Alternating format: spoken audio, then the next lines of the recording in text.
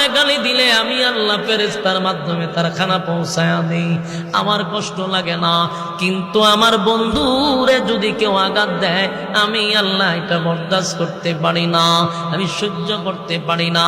আবু লাহাব গালি দিছিল, কমপ্লিট সূরা আমি নাজিল করে তার বিরুদ্ধে দাঁড় করায়া দিছি। আপনার ব্যাপারে প্রতিবাদ করার কেউ নাই, আমি আল্লাহ স্বয়ং প্রতিবাদ করছি। এখন আপনারে তারা আবেতার বলে গালি দেয়, আপনারে নির্বংশা বলে গালি দেয়, আপনারে আটকুড়া বলে গালি দেয়, প্রতিবাদ করার কেউ নাই, কেউ নাই, কেউ নাই, কেউ প্রতিবাদ করে না। স্বয়ং আমি আল্লাহ প্রতিবাদ করলাম সূরা কাউসার নাজিল করে, ইন্না শানিআকা হুয়াল আবতার।